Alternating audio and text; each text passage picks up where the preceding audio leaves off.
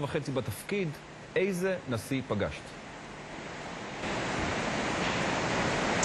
תראה, דני, אם יש משפט אחד אולי שאפשר בעזרתו לסכם את הרעיון הזה, רעיון מאוד נרחב ומאוד ככה בטון סימפטי שמעניק הנשיא ברק אובמה לחדשות ערוץ 2. המשפט שחוזר ככה שוב ושוב במהלך הרעיון הזה הוא: אני מבין אתכם, אבל אני מבין את החששות של הישראלים, אבל חלון ההזדמנויות לשלום הולך ואוזל. אני מבין שאתם חוששים ממני כי אני גם פונה לעולם המוסלמי, אבל אני בעדכם. וכן, אני גם מבין שתלו בי ציפיות גדולות וגבוהות מאוד כשנבחרתי, אבל כפוליטיקאי בבית הלבן אתה תמיד מאכזב מישהו. אז הנה בפניכם הרעיון המיוחד לחדשות ערוץ 2, נשיא ארצות הברית ברק אובמה. President Barack Obama, shalom, and thank you so much for talking with us today. Thank you very much. I'd like to actually open up by asking you about hope, which was such a prominent notion in your campaign and in your presidency. And how can you convey that concept of hope to Israelis who've seen, you know, so many failed attempts at a peace process? Well, look, it's always a challenge. One of the things I used to say during the campaign, but also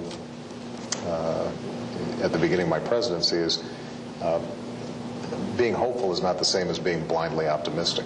I think you have to be clear-eyed about the situation. And Israelis rightly look at the past and have skepticism about what's possible. They see the enmity of neighbors that surround them in a very tough neighborhood.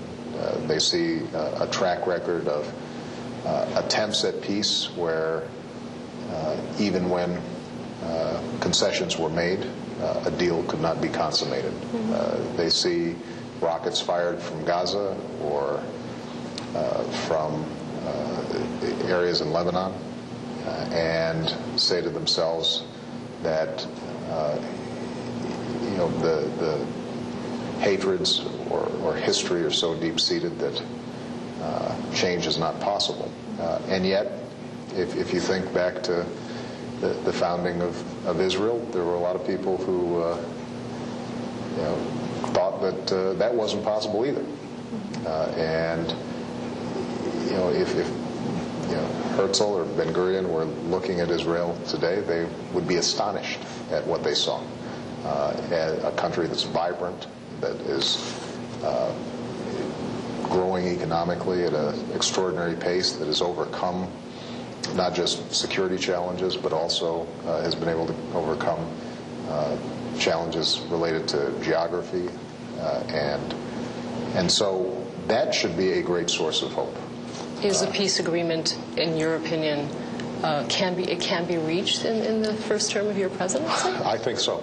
I had an excellent meeting with Prime Minister Netanyahu, and I think that he is somebody who understands that we've got a fairly narrow window of opportunity. On the Palestinian side, moderates like Abu Mazen and Fayyad are, I think, willing to make the concessions and engage in negotiations that can result in peace. But their time frame in power may be limited if they aren't able to deliver for their people. There's a constant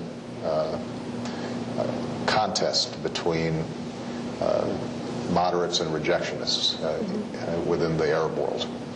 And then there's the demographic challenges that Israel's going to be facing if it wants to remain not only a Jewish state but a democratic state.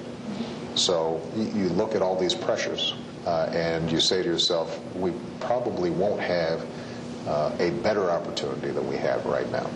And that has to be seized. Now, it's going to be wrenching. It's going to be difficult. Do you believe that Benjamin Netanyahu is the right man? You believe that he can bring peace?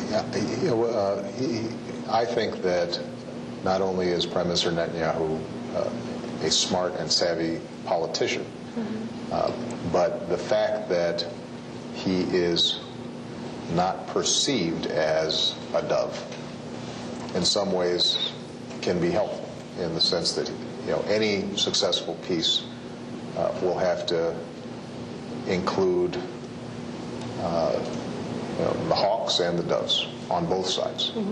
And in the same way that Richard Nixon here in the United States was able to go to China because he had very strong anti-communist credentials, I think Prime Minister Netanyahu may be very well positioned to bring this about. And in our conversations yesterday, I had the impression that Prime Minister Netanyahu isn't interested in just occupying a space, a position, but he's interested in being a statesman and putting his country on a more secure track. So I hope that opportunity is seized, but ultimately one of the things you learn very quickly, whether you're president or a prime minister, is that your power derives from the people. And it goes back to your first question. The Israeli people are going to have to overcome legitimate skepticism,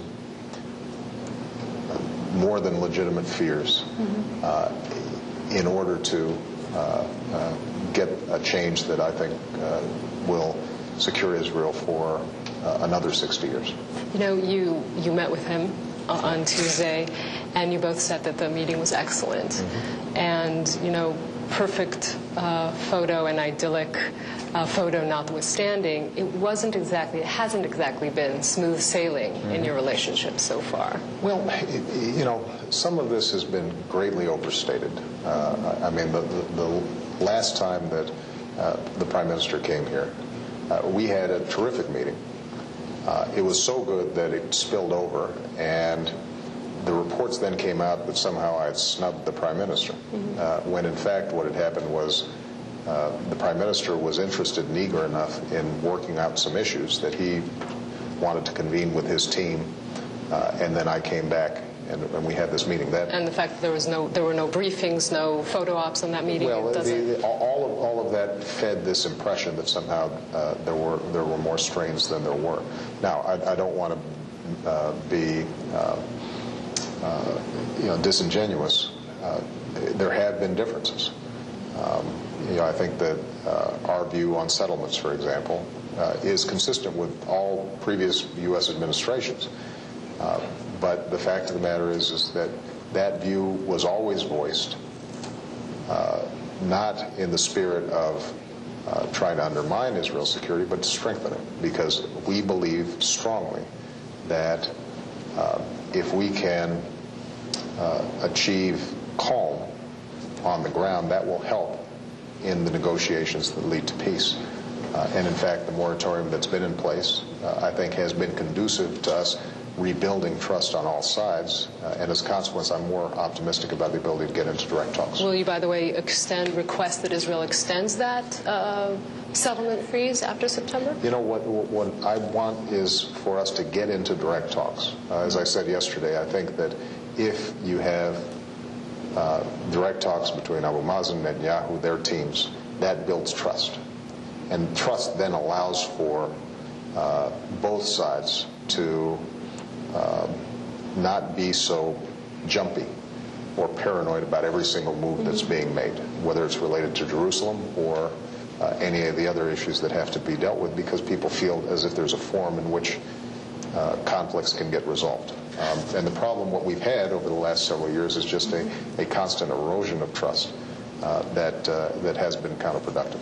I must ask you this, Mr. President. There are people in Israel who are anxious about you, and who, I'm quoting their sentiment, feel like you don't have a special connection to Israel. How do you respond to that? Well, it's interesting. This is the thing that actually surfaced even before I was elected president in some of the talk that was circulating within the Jewish American community. Ironically, I've got a chief of staff named Ram Israel Emanuel.